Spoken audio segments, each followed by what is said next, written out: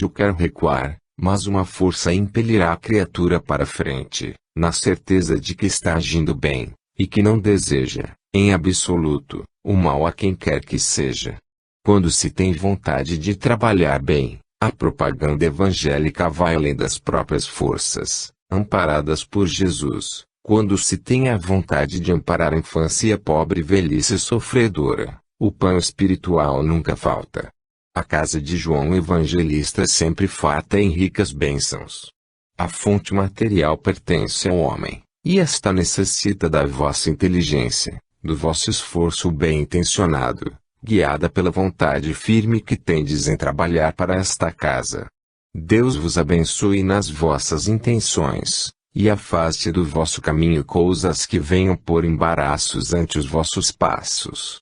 Permita a Deus que seja sempre a boa vontade que acompanhe os vossos desejos e a vontade firme de trabalhar, enfim o propósito firme de trabalhar, na esperança de verdes realizados os vossos desejos. O alvo a colimar é grande, nobre e muito a fazer.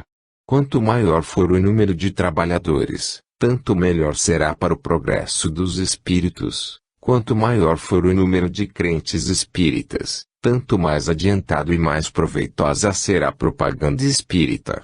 Animai-vos, pois, estamos no bom lado. Quantas vezes tendes vontade de progredir e fazeis esforço maior, no meio em que vos encontrais?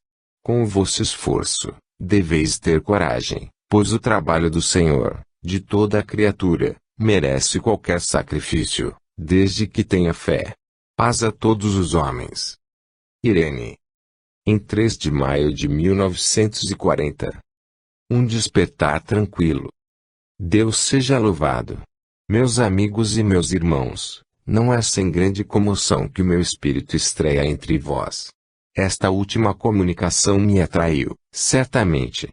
O meu desejo era grande de dar uma palavra para minha família e, especialmente, para minha mãe, e natural. Mas esta comunicação foi o fio condutor que mais rapidamente me trouxe. Fui um grande sofredor, e Deus chamou o meu espírito, livrando de maiores tormentos. O meu espírito não ficou em estado de ignorância, porquanto teve a ventura de ser despertado, para ficar consciente da sua posição como espírito. Que conheço eu da vida espiritual? Que sei eu da vida que iniciei? O pouco que soube na vida que deixei, foi muito para o meu espírito. Meus amigos, eu não venho me gabar de conhecimentos profundos da doutrina. A misericórdia de Deus foi tão grande, o auxílio dos guias foi tão rápido, que o meu espírito despertou, e eu compreendi que a matéria ficara na terra, entregue à sepultura, a carne sofredora pela moléstia havia terminado, e eu constatei que as ilusões da vida material haviam murchado, e o meu espírito não se entristeceu porque tinha a certeza de que ele não morreria. Espíritas, propagai a imortalidade da alma, e, se assim fizerdes, fazeis bem. Deveis dizer a todos que a vida material termina, mas que a vida espiritual é intermina. Se assim não fora, como poderia eu estar vivo, tendo morrido? Vivo. Sinto a vida palpitante dentro de mim. Sinto-me forte. Sinto-me com vontade de agir, de trabalhar, de ser útil ao homem. Não, nunca fui indolente, e tenho vontade que a minha influência possa fazer alguma coisa de bom. E que satisfação para minha mãe. Na comunicação passada senti que as tuas lágrimas correram pelas faces, senti que recordaste os meus momentos de tormento, que tu pensaras nas minhas dores. E venho para dizer-te, esquece-te delas. Tira da tua imaginação daquele quadro já tão distante.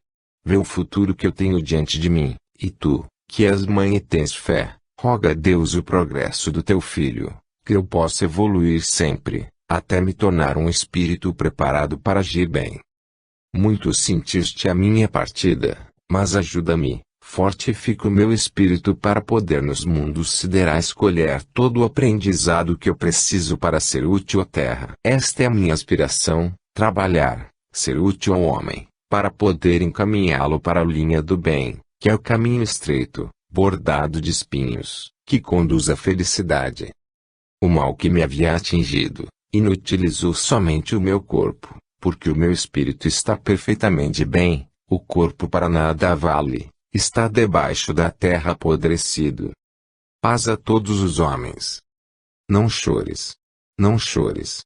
Eu te abraço espiritualmente, eu te adoro, como filho, eu te sou imensamente grato pelas noites de vigília, pelos cuidados constantes, pelos carinhos com que me trataste, tudo isso atribuído ao teu grande amor de mãe. Deus te abençoe. Antônio Joaquim. Em 3 de maio de 1940. Orientação evangélica. Meus amigos e meus irmãos, Deus vos dê conforme as vossas necessidades. Aqui estamos prontos a atender os vossos rogos, prontos a auxiliar-vos todas as vezes que vos for útil o nosso pequeno esforço. Amigos e irmãos, a grande lei de amor, instituída por Deus, é consagrada na palavra de Jesus, é a lei de amor recíproca entre os homens, amor fraterno, leal, verdadeiro, amor que não trepida em alcançar o sacrifício, amor que é a vida, que é a esperança, que é o verdadeiro alento da humanidade.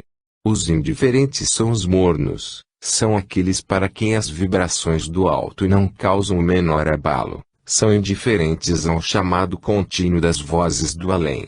Tais pessoas, quando leem, passam os olhos por essas páginas abençoadas trazidas do alto, só sentem o gosto pelas palavras, e nada mais.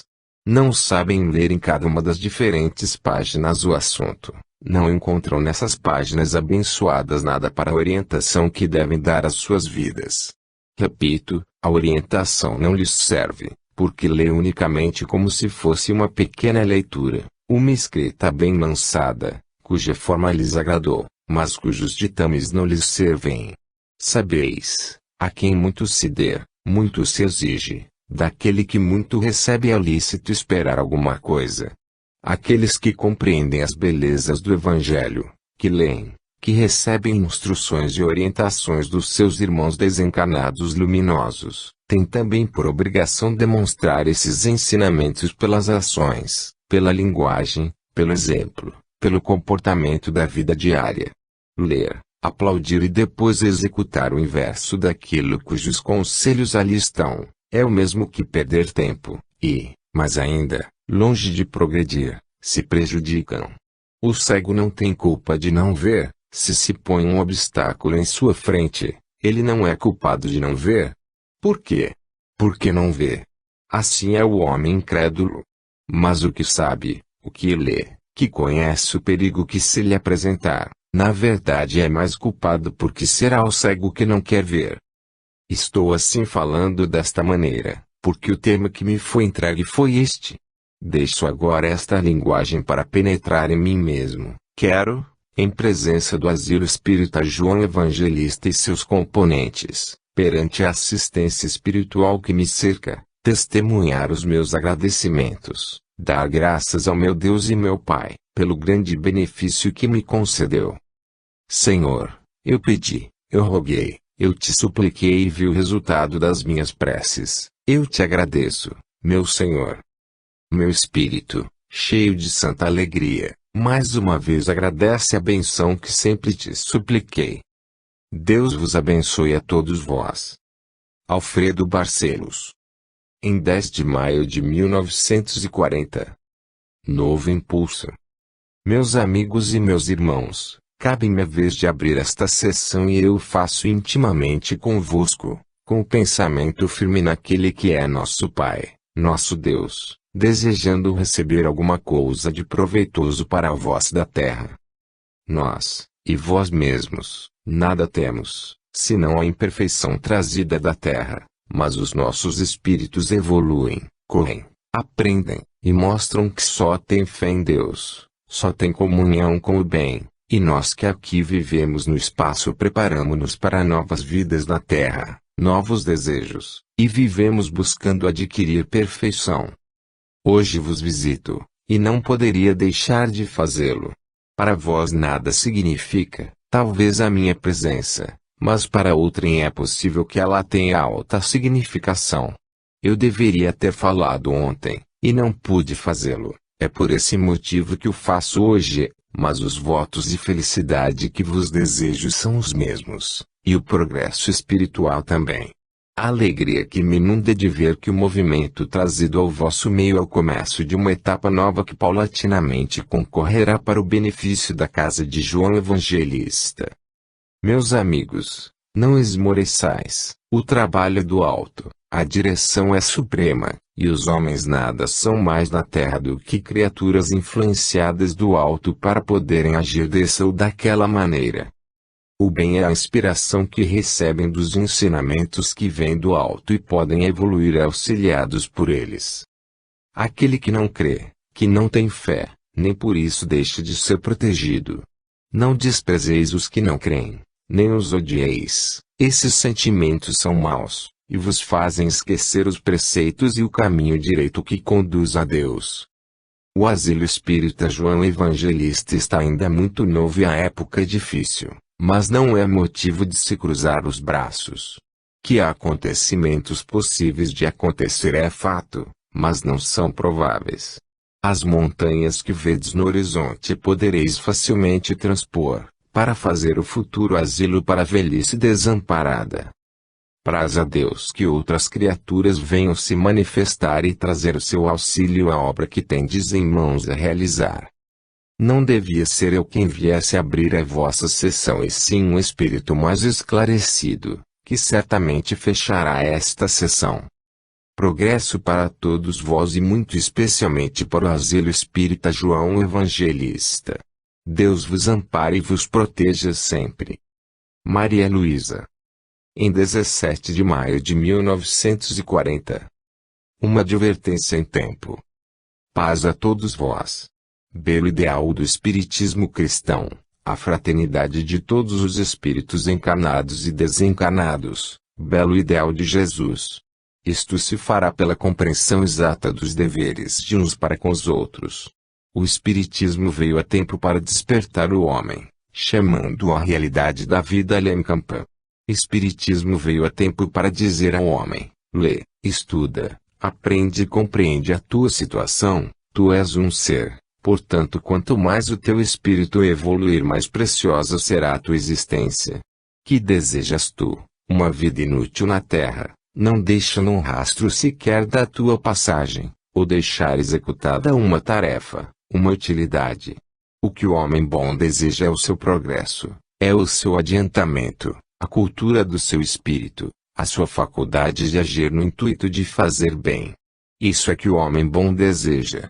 Só os orgulhosos que não conhecem o bem, só os orgulhosos acham que sozinhos podem navegar nesse mar tempestuoso da vida. Eles como Ícaro voarão e voltarão ao chão pois contam com as suas próprias forças, porque as suas asas não terão a resistência suficiente para subir alto. Confiantes em Deus, os pobres, os humildes da terra, que têm o desejo de evoluir, poderão galgar o infinito e realizarem o verdadeiro ideal do além. Meus amigos, o asilo espírita João Evangelista acolhe em seu seio todos aqueles que dele se aproximam na intenção de evoluir e de compreender a verdade eterna. Parece impossível que no seio do asilo espírita João Evangelista ainda se cultive, ainda se procure meio em que o baixo espiritismo se revela e onde a alma não tem o alimento suficiente para poder viver. Mas tudo é relativo. As criaturas cujos espíritos se reconhecem pobres, como os conhecimentos trazidos dentro desta casa, sentem-se com forças, nada lhes falta espiritualmente. Parece que se lhes abriu o céu, e os pensamentos dessas criaturas são modelados pelas lições sublimes do Evangelho. Os problemas da caridade são a preocupação de tais seres. Aonde o baixo espiritismo se praticavam os menos prudentes buscar e receber outras instruções, tomar outros passos e praticarem atos que o asilo não pode permitir. Sim, meus amigos, eu não acuso, eu fui testemunha ocular, eu vi esse procedimento incorreto, eu tive ensejo de ver, não direi com os meus próprios olhos, eu não sou humana, sou um espírito, tive de penetrar ainda que com intenso esforço. Porque estes fluidos de espíritos inferiores são quase que impenetráveis. Tive oportunidade de ver crentes espíritas, cuja atuação é boa, cuja moral tem-se na conta de excelente, cujos guias luminares do infinito pertencem a essas falanges luminosas, entregando-se à prática do espiritismo baixo. Criaturas que julguei fiéis a Jesus, aceitando conselhos de espíritos fracos, curvando-se em sua reverência. Tive oportunidade de ver, e, por que não vos dizer? Entristeci, e fiz a minha prece pedindo a regeneração, a evolução para aqueles seres fracos que agem em trabalhos ocultos, trabalhos que eles não têm coragem de dizer que aceitam, negando que os frequentam. E por quê? Não é tão bom, porque não pode vir à luz para que todos saibam em público, para que todos vejam.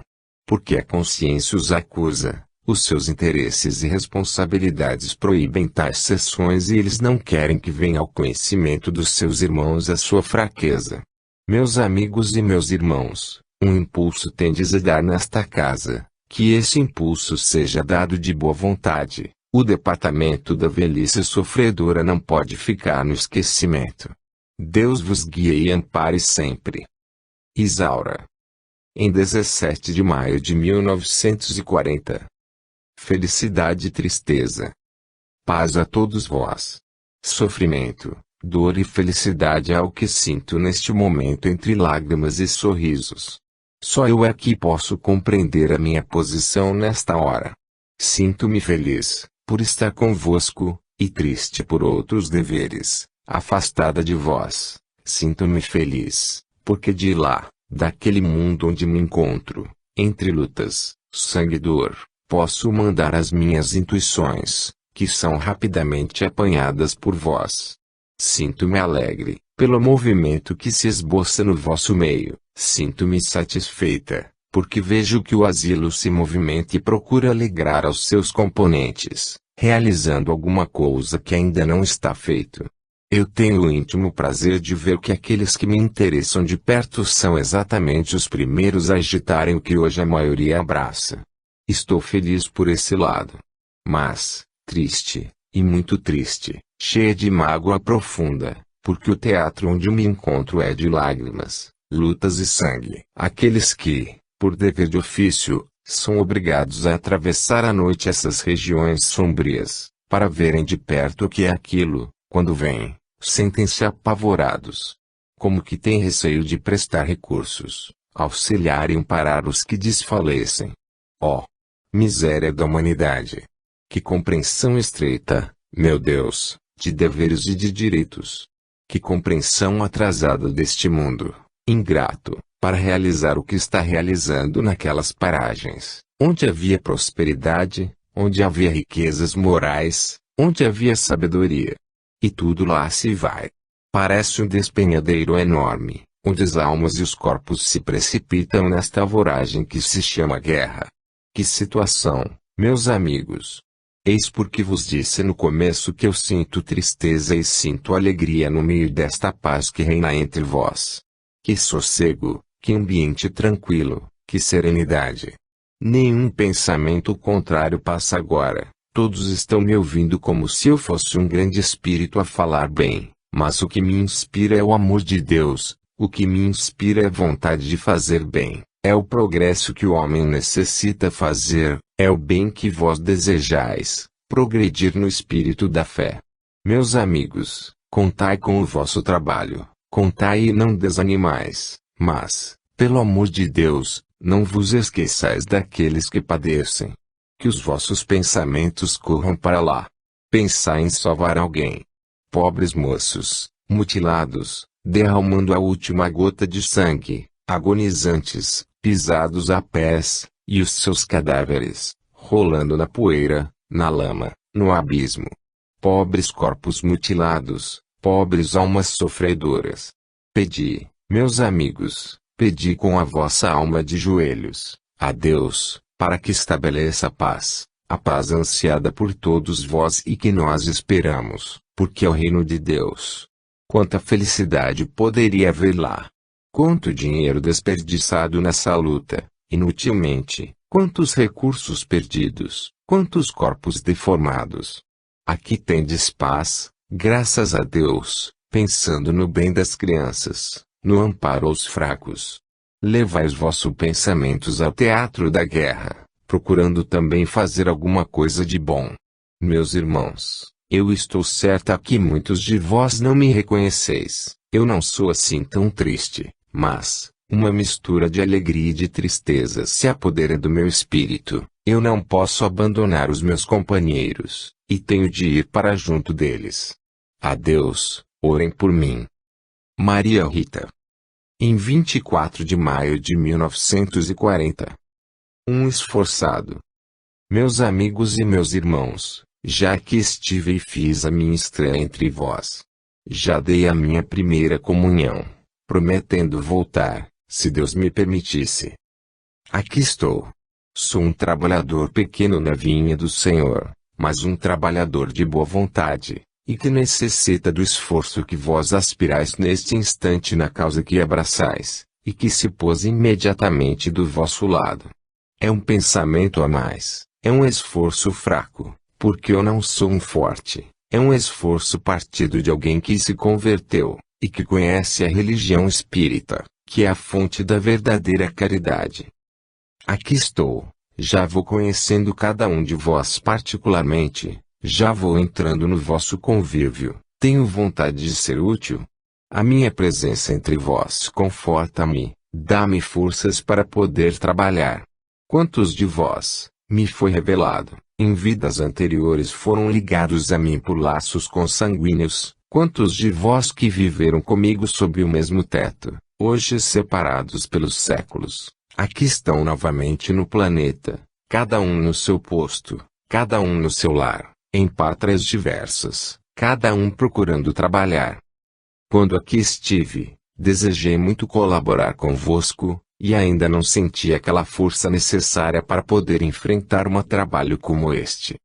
A voz bondosa do guia, entretanto, me disse, não se espera de ti forças, espera-se de ti, contudo, vontade. Pois bem a vontade aqui está. Tem o esforço que é o principal.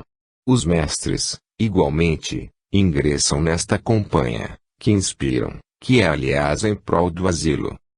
Meus amigos, juntai o vosso pensamento ao meu, rogando a Deus a paz sobre a terra, e que Deus a todos ouça. Deus, vendo a sinceridade da nossa fraternidade, conceda sua benção a todos nós, sem distinção, porque todos partimos do mesmo Criador, todos somos filhos do mesmo Pai. Deus vos abençoe a todos. Jeriba. Em 24 de maio de 1940. Mediunidade intuitiva. Seja louvado o santíssimo nome do Senhor. Bendito seja o dom da mediunidade concedido por Ele à criatura humana. Dom que se justifica pela caridade que pode produzir, pelos benefícios que pode conquistar. A mediunidade intuitiva, quantos serviços tem prestado ao homem? Só nós, do outro plano da vida, que auxiliamos o homem, buscando incutir-lhe as ideias de paz, de progresso, do arrependimento, o sabemos. Só nós podemos avaliar o que é essa grande mediunidade, que o mundo não sabe apreciar bem, a intuição. Quantas vezes uma criatura humana não sabe se decidir a dar este ou aquele passo, não sabe responder a esta ou aquela pergunta, não sabe dizer um sim ou um não a tempo, e pode rogar em prece ao seu Deus, pedindo uma inspiração, uma iluminação a fim de poder ser amparado na vida. Um de nós, espírito, ordinariamente é enviado para o pé desta criatura, procurando incutir-lhe a ideia verdadeira, para que acerte. E é com grande prazer que percebemos que a intuição foi apanhada, e em pequenos instantes assimilada. Essa mediunidade é de grande alcance.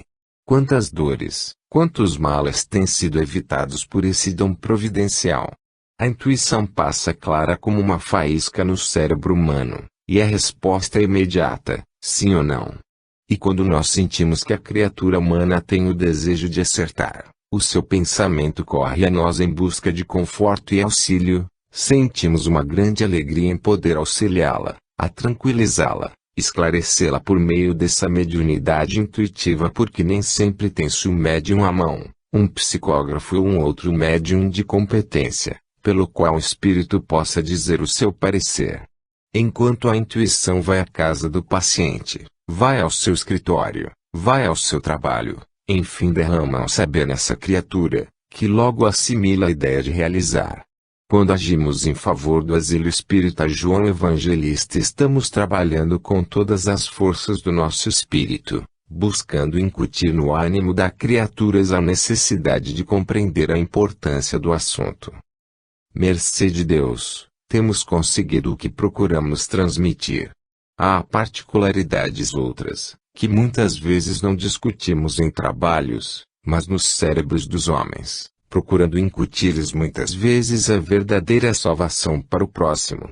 Assim, meus amigos, que por causa dessa mediunidade intuitiva, amparada pelo poder de Deus, há salvação de muitas almas que caminham para o abismo. Nós partimos como um relâmpago, vamos até o pé dessa criatura, com a intuição clara, positiva e confortadora, até que ela, pensando que a disse aquela força, diz: não, eu estava pensando mal, agora que estou pensando direito. Que satisfação! Homens que me ouvis, Deus é bom para todos. Que desolação para todos nós o que se passa pelo velho mundo, em outro continente. A dor avassala o planeta e angustia. Elevai os vossos pensamentos de amor ao Pai por aqueles que têm o mesmo Pai que vós, que padecem, que gemem ao peso das suas dores. Lembrai-vos que todos vós vindes do mesmo Deus. Levai os pensamentos de caridade para os pobres sofredores que passam desta vida para outra, sofrendo até os últimos instantes, ouvindo o troar dos canhões em vez do nome abençoado de Jesus. Conduzir-lhes o pensamento a Deus. Eles, neste momento de angústia, maldizem o sofrimento e passam desta vida para outra neste desespero, neste horror da guerra que vós não avaliais. A guerra, com todo o seu horror, com todo o seu cortejo horrível de dores, de sofrimentos, de maldições e de tristezas. Orai muito, meus amigos, não vos deixeis empolgar pelo sofrimento. Orai pelos homens que não creem, que não conhecem o amor que deve unir a humanidade pela crença desse Deus poderoso e bom, que sabe repartir as suas beneficências. Lembrai-vos que dele viestes e para ele tendes de voltar, amando-vos muito, conformando-vos e orando sempre. Que Deus nosso Senhor a todos abençoa, aos homens que creem e àqueles que não sabem crer. Seja louvado para todos sempre o santíssimo nome do Senhor. Vicente de Paulo. Em 30 de maio de 1940. Uma palavra sobre os médiuns. Deus seja louvado o seu bendito Filho nosso Senhor Jesus Cristo. Meus muito amados irmãos, aqui estou para o encerramento de mais uma das vossas sessões de Espiritismo. Falo para os médiuns no intuito de levantar o seu ânimo. Quem tem a ventura de possuir uma mediunidade, qualquer que seja, deve compreender que tem dentro de si um tesouro. Costuma-se dizer que um médium é sempre um espírito em provações e que sobre ele descem todas as dores pesadas. Sem desmentir essa teoria, veremos a outra face da questão. Um médium não é simplesmente um espírito em prova, por vezes o é. Mas, representam, na maioria das vezes, espíritos que, desencarnados, sedentos de progresso em sua evolução, pedem e obtêm responsabilidades maiores, tal como a de expoentes dos espíritos, pelo dom da mediunidade. Pensar que um médium é simplesmente um ser que expia culpas e que deve ser abandonado ao seu destino, e que ninguém deve atenuar de forma alguma o seu sofrimento, é pensar errado. Crentes espíritas há, que supondo envaidecer os médiuns não mencionam sequer os seus nomes, cortam qualquer voto de louvor, evitam qualificá-los de bem-intencionados, porque com isso pensam envaidecê-los. Se há médiuns em qualquer parte da terra cumpridores dos seus deveres, que ainda se envaidecem pelo dom que possuem, certamente não progredirão, porque procuram exibir as suas manifestações, as suas produções mediúnicas, almejando popularidade. Quando o médium bem-intencionado, que tem capacidades morais dirigidas pelo seu guia, que é cumpridor dos seus deveres, tem qualquer ponta de vaidade, será o espírito guia o primeiro a chamar a sua atenção. Ser médium é assumir perante o mundo uma responsabilidade tremenda. Traduzir o pensamento do espírito, da forma que ele deseja trazer para o mundo e para a sua doutrina, é satisfazer o espírito diretor do movimento doutrinário. Vós não podeis falar sem orientação, sem revelações, sem as intuições e tudo mais quanto os bons espíritos possam dar. Agi, por conseguinte, em favor dos médiuns, não temais perigos, é preciso reconhecer o seu esforço, a sua mediunidade, a sua capacidade de trabalhar, para que a doutrina possa encontrar sempre médiuns dedicados, capazes de cumprir os seus deveres. Associações em que os médiuns são classificados para a ínfima classe. Discutindo-se em uma associação sobre espiritismo, havendo um médium presente, tudo silencia, porque o médium está ali. É preciso que ele não ouça. Nem que o médium fosse um delator. Se ele é um delinquente, como tem a capacidade de transmitir as ordens dos espíritos? Isso é minha franca palavra, para que não penseis, como muita gente pensa, que os médiuns são criaturas falidas, espíritos em prova, talvez mesmo subjugados pelo peso das responsabilidades, que resgatam pelo dom da mediunidade. Meus amigos, o médium realmente desenvolvido, tanto pode receber um espírito delinquente, de classe a mais ínfima, como um espírito luminoso, que dele se apossar. É a verdade da doutrina, espiritismo sem médiuns não pode progredir. Por conseguinte, amparai, protegei os vossos médiuns, não há necessidade desses elogios balofos, mas, sabendo que eles são os expoentes das verdades, trazidos dos espíritos, amai-os e ajudai-os sempre. Compreendei, sede solidários com os vossos médiuns.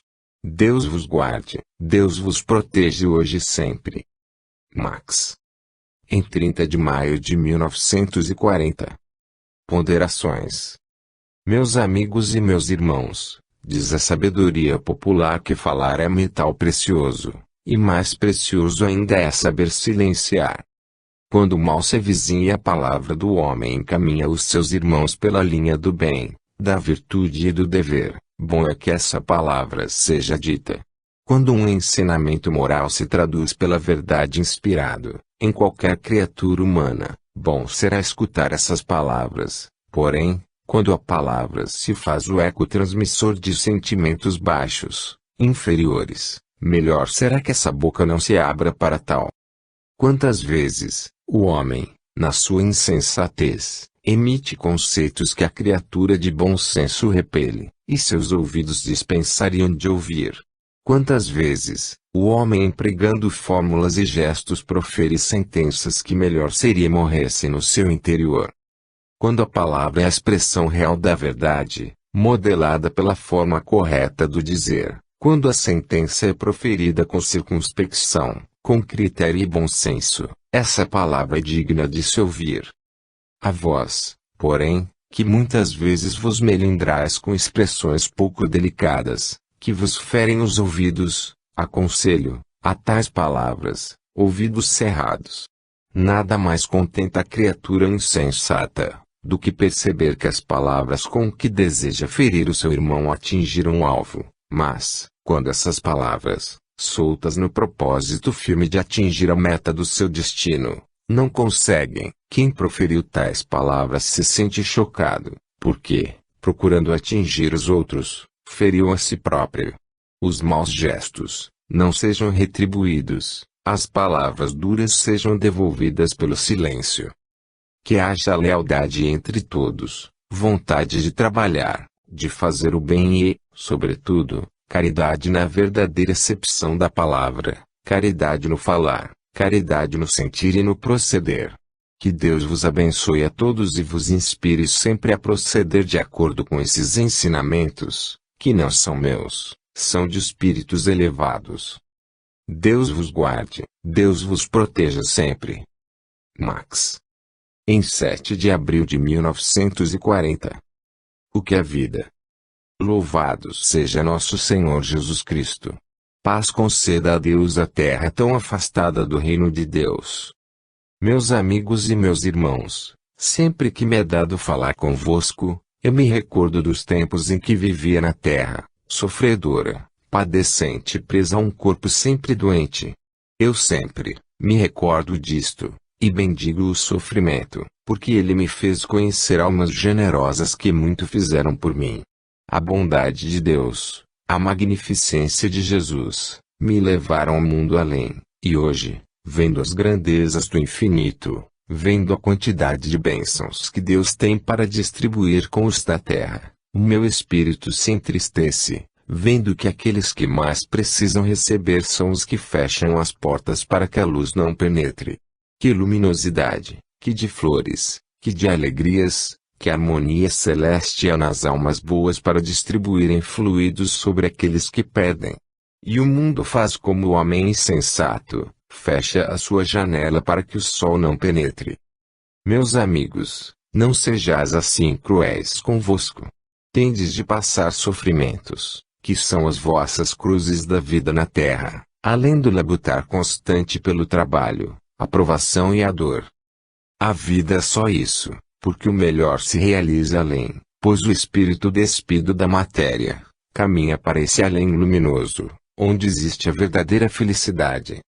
Deus abençoe o Asilo Espírita João Evangelista e todos que nele colaboram na vinha do Senhor. Que Deus derrame a sua bênção sobre a sua diretoria, sobre o seu corpo de cooperadoras, sobre todo o conselho fiscal, e sobre os que se empenham no progresso espírita. E eu desejo para as minhas irmãs sofredoras, que padecem como eu padeci, muita paz, muita tranquilidade, muito sossego de espírito e prosperidade, para que a felicidade lhes possa abrir as portas um dia. Aga. Em 7 de junho de 1940. Palavras finais. Meus prezadíssimos irmãos, graças e bênçãos vos concedo o Senhor. Conforme é solicitado sempre ao meu espírito rematar a coletânea de comunicações componentes de cada fascículo, hoje encerro o 17º, que vos é oferecido graciosamente. Estas mensagens doutrinárias, claras, explícitas, visam, como as dos números anteriores, esclarecer os vossos espíritos, auxiliando o seu real progresso, pela assimilação e consequente demonstração prática da doutrina evangélica espírita, alimento substancial para as vossas almas. Nos tempos calamitosos que vosso planeta atravessa, é difícil a um homem pensar com acerto, e o espírita que tem por lema justiça e caridade, tem necessidade de bafejar o entendimento com a suavidade consoladora desta preciosa leitura. Lede, pois, com amor e atenção as comunicações preciosas dos vossos irmãos de Além-Campan. Deus abençoe quantos concorreram para a feitura e publicação deste fascículo. Paz. Max. Fim.